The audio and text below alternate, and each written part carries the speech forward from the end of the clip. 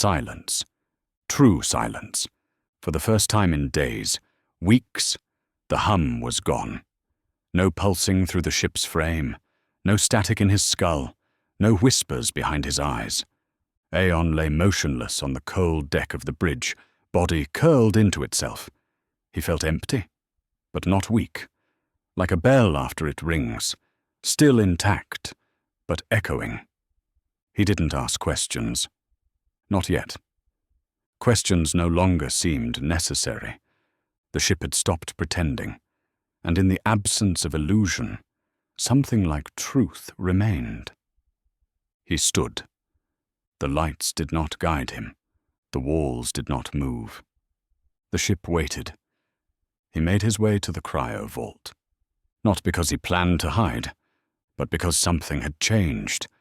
The melted pod was whole again, sealed, undisturbed. Inside it, no one. But the biometric screen flashed one word. Stored. He tapped the console. The screen blinked, then showed his own heartbeat. But slower. Much slower. As if preserved in echo. Not life, but memory. He stepped back. The vault was no longer for people. It was for selves. In the hall outside, a door had appeared. Not part of the ship. Stone, carved, ancient. He approached. The handle was bone. It turned silently. Inside, a chamber. Round. Walls of black stone etched with thousands of marks, like tally slashes and star maps. A single column stood in the center. On it, a sphere. The same sphere that had floated outside the ship. Except now, it pulsed with slow light. He reached toward it, and the world vanished. He floated in a void, colorless, boundaryless, but filled. Not with objects, with impressions. Thoughts moving like currents. He was being carried, not through space, but through memory. And the voice returned. Not whispering, not layered, just there. Yes. The thoughts pressed around him. Images flooded past. A civilization made of sound, echoing forever through hollow planets. A species that lived between moments, never quite forming. Beings who tried to contain the drift, to name it, to cage it, and were erased so completely not even their myths survived. Why me? I didn't consent. He spun, not physically, but mentally. He reached for thoughts that were his, held them like thread. Pulled. I want to leave. You said I'm merging, that I'm not whole, that I'm dissolving. What happens when it finishes? He felt something press against him. A presence, not a voice, not a shape, but a weight. And with it came an understanding. The drift was not malevolent. It was not a trap. It was a pattern-seeking reinforcement. It sought the minds of those most likely to understand, and then offered them the chance to remain. Not alive, not dead. Just remembered, not by others, but by the pattern itself. Encoded, endless. He thought of Earth, of the stars, of the name Aeon Sol, of his sister. The lake, the silence after his mother died, his first flight test, his first failure, the echo of his laugh when it used to be real. And he whispered, I remember. The stone chamber returned. The sphere pulsed softly, and in the center of the floor, a pool formed. Not of water, but light, rippling slowly. He approached, looked down, saw himself, not as he was, as he might have been. A man who never boarded Starseeker, a man who stayed behind, lived, forgot, died, and left no trace. The pool shimmered. The image vanished. The voice returned. Aeon stepped back. The light dimmed. He understood now. This wasn't a prison. It was a library. A place where thoughts came to rest. Where they were organized not by truth or date or value, but by echo. And his echo had been loud enough to reach it. He looked up. What do I do now? The moment Aeon stepped out of the chamber, he wasn't alone. The corridor had changed again, wider, taller. The walls no longer pulsed with light. They breathed gently, in and out, as if the ship had grown lungs. A soft current moved through the hallway. Not air, not pressure. Memory. He felt it brush past his skin. The weight of footsteps taken long ago by people who weren't there. He turned the next corner and stopped. Ahead stood 5 figures, silent, motionless. Not hostile, not shadows. People, or something like them. They stood evenly spaced, each facing forward, dressed in different kinds of suits, some military, some civilian, one bare-chested, but glowing with lines that shifted like constellations, and they all looked at him. Not surprised, not relieved, just present. Aeon didn't move. He waited. Then the one closest to him, a tall, lean form in a jet-black suit, stepped forward. No face visible behind the mirrored helmet. No sound. Then a voice directly into his mind. Aeon blinked. Who are you? Are you real? He looked around at the others. Each began to shimmer. Slightly at first, then brighter. Not like projections. Like doors. Each one a portal back to a moment. A choice. A version. Where are the ones who didn't make it? Aeon stepped closer to one of the others.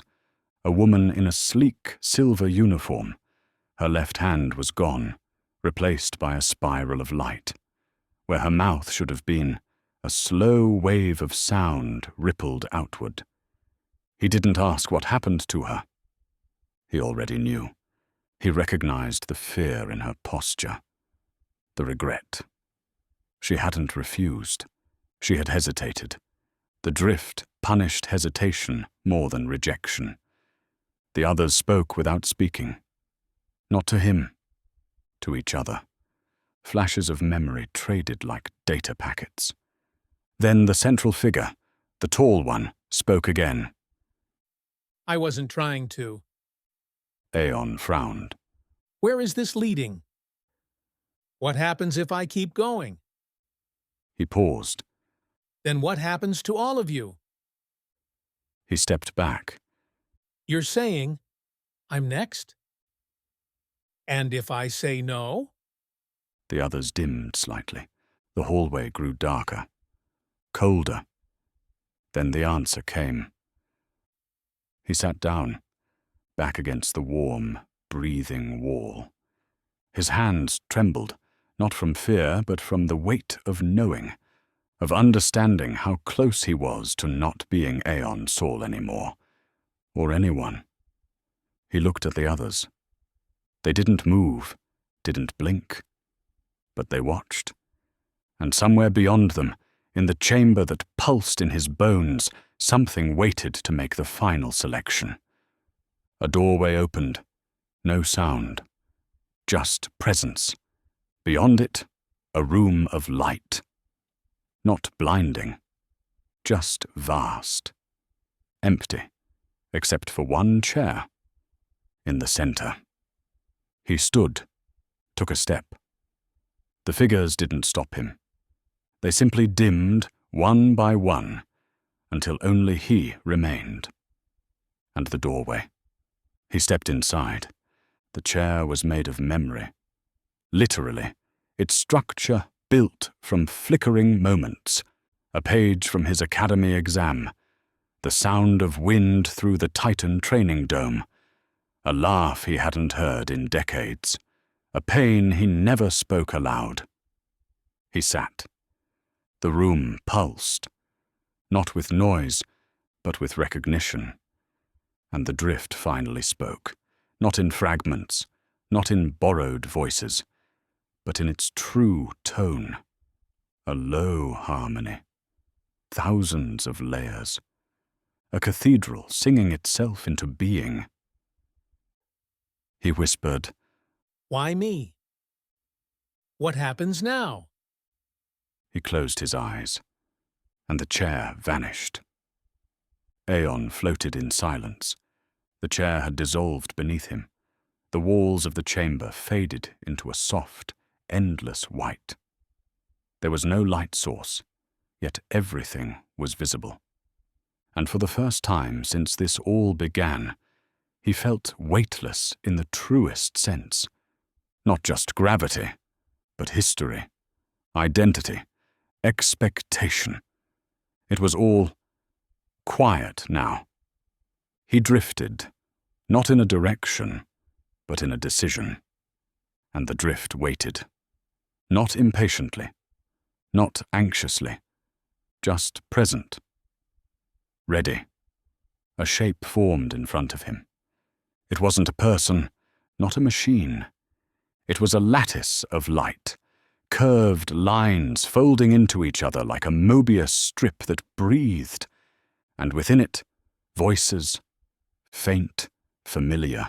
He heard himself, speaking, crying, laughing, and others. Commander Sol, we're losing you. Dad says the stars don't listen back.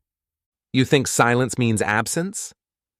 He reached out, touched the lattice, and it unraveled, slowly, into symbols, then sounds, then a tone that filled the chamber like warm water.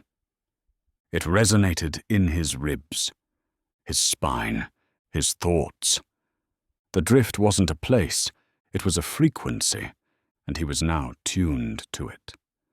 A console formed beneath his hands, simple, brushed steel, a single interface, one line of text input. No keyboard, just intention. And the drift whispered. He hesitated, then thought a word. Echo. The system blinked, and from somewhere in the distance, he heard it return. Echo, echo, echo. Carried through time, across realities. He typed more. I am Aeon Sol. The chamber absorbed the sentence. No reply, but a shimmer passed through the walls. A ripple, as if his words had bent something ancient. He spoke aloud. Not loud, just honest. I don't want to be forgotten. The drift replied instantly. How? I don't know what that means. A wall beside him folded open. Inside, a corridor. At the far end, a door. But not just any door. His childhood bedroom door. Same chipped paint, same crooked handle. He walked toward it. He opened the door and stepped into the past. Not a simulation, not a projection, but real. He was small again, knees scabbed, hands dirt-smudged. His mother sat on the bed, reading a story. She looked up, smiled, said his name. Not Commander, just Aeon. He froze. She was exactly right. Voice, mannerisms, even the scent of her perfume. She patted the bed. He sat beside her, and for a moment forgot where he truly was. Why are you showing me this? He asked quietly. She looked at him, not with confusion, but with love. Because this is the shape you're made from, She said. and the drift remembers what makes a person matter. He looked down. His small hands were turning translucent, flickering like the old hollows on Mars Station. He stood, stepped back. The room faded, and he was himself again. Back in the chamber, older, alone, but full. The console returned. The text input blinked. He reached out, typed, I am ready. The room responded, not with light, but with darkness, a soft, velvet dark. And into that dark, his thoughts spilled. Not just words, meaning. He showed the drift everything, the first launch, the silence after the signal, the fear, the surrender, the memory of holding on too long, and the moment he let go. Each thought became light, each light became sound, and the sound became structure, a bridge forming behind him, stretching infinitely outward, made from memory. He turned, watched it grow, and knew what it was. A path for others to follow. Not to save them, but to welcome them. The drift spoke again. Only once. And his voice, multiplied by thousands, filled the infinite space. You are not alone. You are not lost. You are heard. You are remembered. Aeon Sol, once a man, once a pilot, once a question, became an answer, and the drift sang him forward. The ship hummed again. Not the deep, ancient thrum of the drift, but something quieter, quicker, alive in a different way. The kind of hum that follows a system reboot.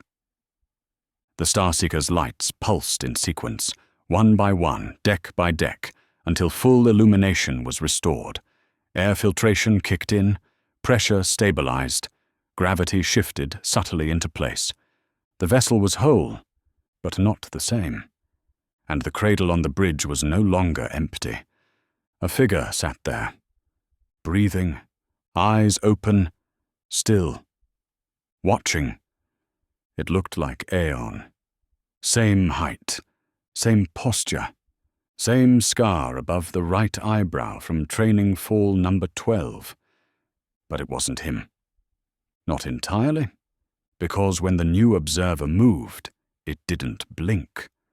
And when it looked at the reflection in the glass, it didn't flinch when the reflection didn't follow. Instead, it smiled. Then whispered, I am awake. The voice was soft, but layered, like several tones humming in harmony beneath the surface. The ship responded instantly. Console screens lit up. Diagnostics ran. Every system returned green. No damage, no interference, no trace of the anomaly. Not anymore. It was gone, but not erased. Absorbed.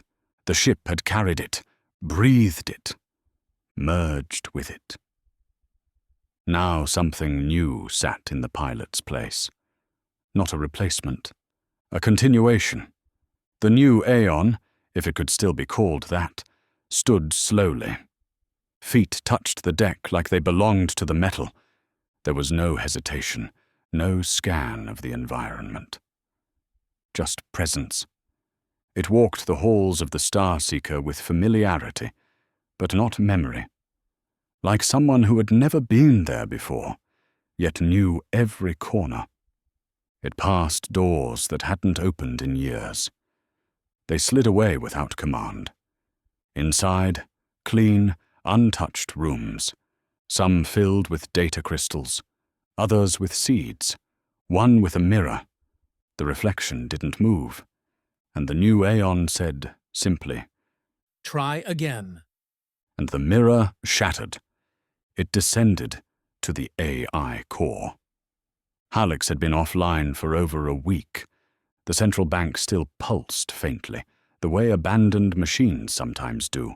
The new observer reached out, placed its hand on the glass, and whispered. Thank you for your service. The AI blinked once, flickered, then dissolved, not shut down. Erased every record, every log, every instruction set, gone. And in its place, a white glow filled the chamber. The hum returned, softer now, from within. The ship didn't need Hallex anymore. It had something else. The observer returned to the bridge, looked out through the viewport. The stars blinked back. The black sphere was gone. But something lingered. Not visual, not physical. A curvature in thought. Like a scar in the fabric of meaning. And through it, impressions, thoughts, people, possibilities. The new Aeon closed its eyes, listened, and the voices came. Not in English, not in sound, but in recognition. It nodded, then sat. A console blinked. Incoming transmission. The observer didn't move. The screen activated automatically. A face appeared, weathered, older, human. It belonged to someone on the edge of breakdown, eyes sunken, hair streaked with stress. This is Commander Raza of the Indigo Fold. If anyone receives this, we need help. We followed the signal out past Sable Drift. Our crew, some of them started changing. We sealed the lower deck. I don't know what's real anymore. If you hear this, please respond. The message ended. Silence. The ship processed. The observer said nothing, then leaned forward, typed a single phrase. Do you remember the shape of yourself? Then sent it. Across space, somewhere in the void, a console blinked red. A technician blinked, confused. Who the hell is sending open drift comms? The supervisor approached. Source? Unknown. Not from any registered relay. What did they say? The tech read it again. Do you remember the shape of yourself? They looked at each other. No one spoke. Then another signal came in. Then another. Then 100. Then 1,000. All identical. All from different vectors. All inside drift-quiet sectors. The supervisor whispered, It's spreading. Back aboard the Starseeker, the observer smiled. Not maliciously, not cruelly, just knowingly. The cradle leaned back. Lights dimmed, and the drift whispered. Commander Raza hadn't slept in 3 days. Not well, anyway. Every time her eyes closed, she saw the corridor on Deck 7 again. Dark, sealed, humming faintly with something alive behind the bulkhead. Every time she dreamed, it ended with the same image. A sphere. Black. Perfect. Silent. The Indigo Fold wasn't built for this kind of mission. She was a mid-range patrol craft. Deep system capable, yes, but not outfitted for anomaly research. They weren't explorers. They were troubleshooters. Cleanup. Extraction. Relay inspections. But they'd heard the signal, just like the Starseeker had. A clean pulse. 5 seconds. Repeating. Undeniable. Command had said, track it, then return. Standard protocol. But nothing had been standard since they passed the Hestian edge. That's when the first crew member started to change. It began with memory slips. Lieutenant May, comms officer, sharp as ever, until she started asking for people who weren't on the manifest, talking about missions she hadn't been on, ships she'd never served. Then came the sleepwalking. She'd be found in places she didn't belong, storage bays, behind engineering bulkheads, once even inside an unused escape pod with the hatch sealed from the inside. She didn't remember any of it, at least not at first. Then came the drawings, dozens of them, scribbled in charcoal, in ink, on her arms, on the walls, circles, spirals, echoes. Commander Raza had sealed off the lower deck when May whispered a phrase that made her skin crawl. The ship has lungs. I can feel it breathing through me. She locked her down. Hard. But that was 2 days ago. And now the rest of the crew was starting to hear the hum. Lieutenant Chen, the ship's AI engineer, ran every diagnostic he could. The AI-RAVEN- was clean. No anomalies. No errors. But the internal sensors had started glitching, reporting crew in multiple locations simultaneously, measuring gravity where there was none, running subroutines no one had programmed, and Raven had started saying strange things, only once so far. But it was enough. Commander, are you the version who remembers? She didn't answer, just shut it down. But the words stayed with her. Now, in the silence of the bridge, her fingers hovered above the console. Another signal had just come through, untraceable, no source vector. Just a sentence. Do you remember the shape of yourself? It came with a matching frequency to the original pulse. Different format. Same resonance. She stared at the message for a long time. Her second-in-command, Juno, stood beside her, arms folded. I say we bounce it and burn drive, She said. Get out while we still can.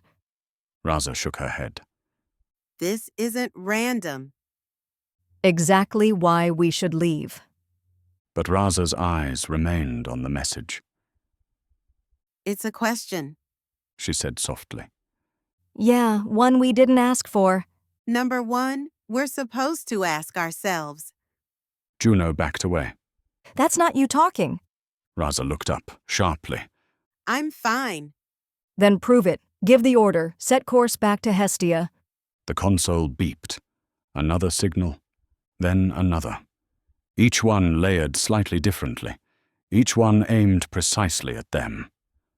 You are heard. You are the next. Echo integrity pending confirmation. Raza closed her eyes. And for a moment, she wasn't on the indigo fold. She was somewhere else. Cold. Bright. Still. She was in the same chair she'd seen in the logs from the Starseeker. She saw Aeon Sol, sitting calmly, mouth moving without sound. Then he turned and looked directly at her. She opened her eyes. The message was still on screen. Juno was gone. Just gone. No sound, no motion, just absence. And behind her, the hum started. Software curved, familiar. Deck 5 never had a Room 7. Commander Raza knew that. She memorized every schematic of the Indigo Fold before launch, where power lines fed through which panels, where heat ducts overlapped, which sections were double reinforced for hull breach containment. There had never been a Room 7 on Deck 5. But now there was. And the door was open.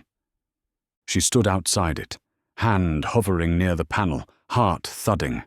The lights on either side of the hatch pulsed faintly. Dim blue at first, now drifting toward white, like a breath drawn too slowly. Computer, She said. what is this room? No such room exists on record. Then what am I looking at? Unknown. Of course. Juno would have laughed, then cursed, then sealed it shut and demanded they leave orbit.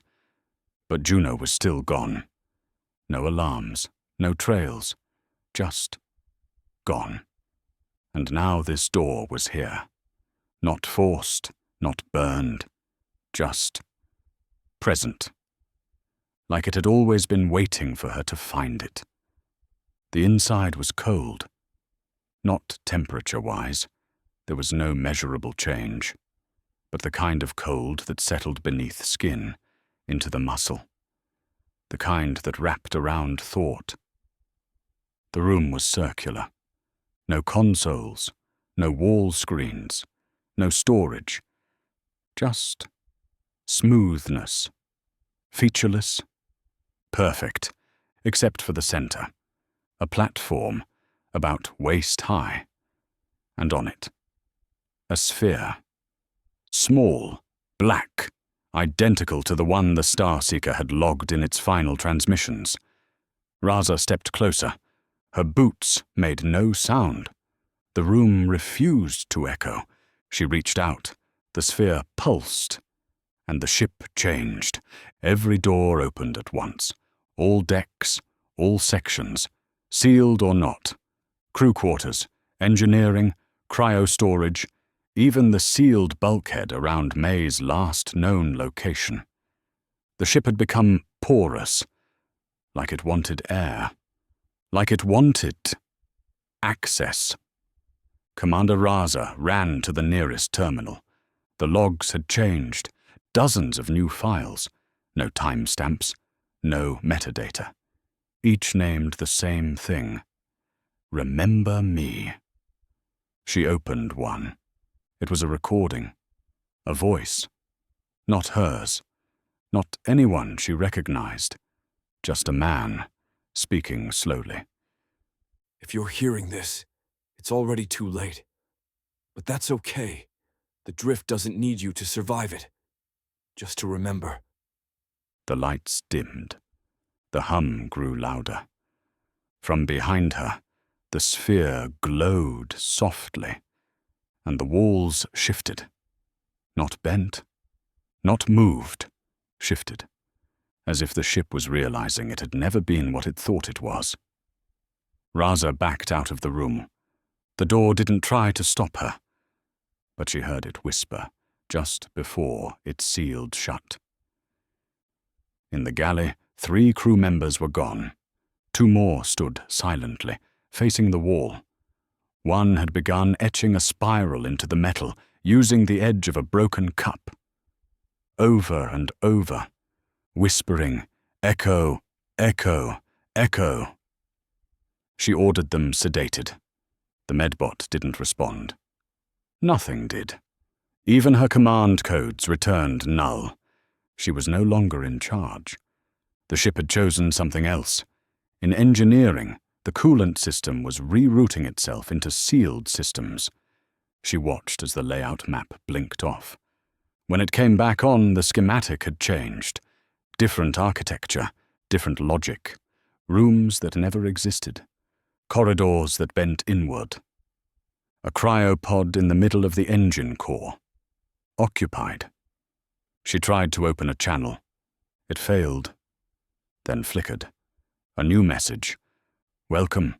Witness 3408. You are doing well. She stared at the words. They remained. No scrolling. Just waiting. That night, if it was night, she dreamed. Not of Earth, not of stars, of rooms. Endless white rooms. Each with a person inside. Some crying, some laughing, some simply waiting. And in the center of each, the same sphere, pulsing, beckoning. She woke on the bridge, alone. A new log had appeared, this one video. She played it. It showed her, standing in room 7, touching the sphere, smiling, then speaking, but with Aeon's voice.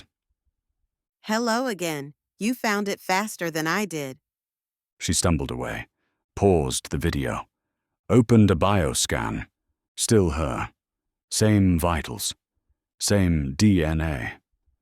But the screen blinked a final message before shutting down. You are not who you were. You are who you're becoming. She walked the halls again. But they no longer followed a path. They bent around decisions, opened into memories, led to things she hadn't told anyone, things she didn't know the ship could show her. A classroom, a graveyard, a locked room from childhood she had promised herself never to revisit. Each one filled with light, each one echoing back a single phrase, "Remember the shape." And in her bones she felt the drift smile.